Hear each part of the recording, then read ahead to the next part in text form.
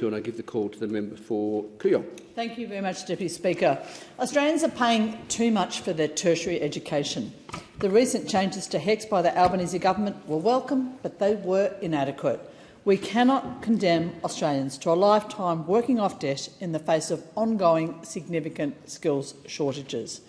We need to be a clever country, and that has to include the foresight to support our citizens to gain the skills that our society needs. In the 47th Parliament, I pushed hard on the cost of tertiary education. My petition, signed by 290,000 Australians, demonstrated the significance of this issue to so many students, graduates and concerned parents. We achieved a response from the government in the form of a change to the way that help indexation is calculated and a reduction in existing student debt of 20%, backdated to the 1st of June 2025. Now, many constituents have told me that it was the first time that they have felt heard by the government in a way that had a meaningful and positive effect on their lives. But how we index HECS is still unfair. The cost of degrees is still far too high. We are not supporting enough young people in their practical placements, the most important time in their studies, when they get the hands-on experience which is vital for the competence and quality in the care specialties in particular. We have to put a stop to back-to-front priorities where we tax education but we subsidise pollution.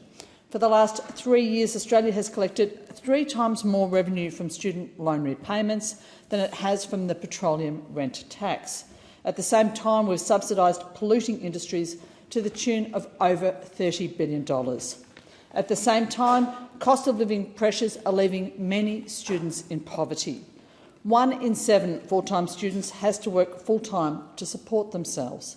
That is too much of a burden for many, and it's no surprise that non-completion rates are rising. At the same time, arts students are still being forced to pay $55,000 for their degrees. Many of them will never earn enough to pay this off because of their low salaries and the ongoing indexation of their debt.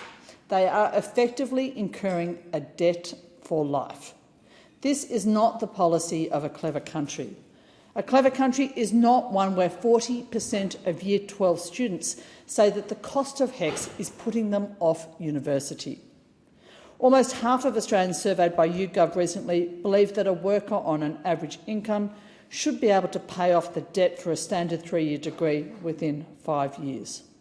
58% believe that a student should pay $5,000 or less per year. That's less than a third of what arts students are now paying. Just under 1 in 5 Australians believe that a standard degree should be free. Listen to Gough Whitlam. But this government has resiled on its position. When in opposition, it said it would reverse the job-ready graduate scheme.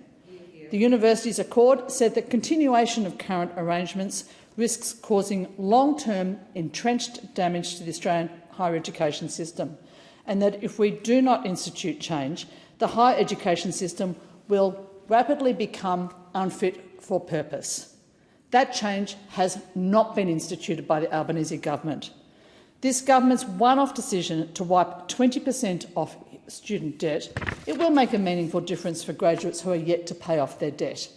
But it does nothing to address the problem with the level of fees in the first place. In particular, this policy offers no benefit to new students. Universities should not be sources of revenue. They should be centres where we invest in people, in skills, in nation building and in the pursuit of knowledge. This government is overseeing ongoing damage to our education system, the hollowing out of arts faculties, the loss of language schools, the defunding of science and of education, and the progressive underfunding of medical research. I call on the Albanese government to act with purpose, with courage and with generosity to fix our broken tertiary education system and to fix it now.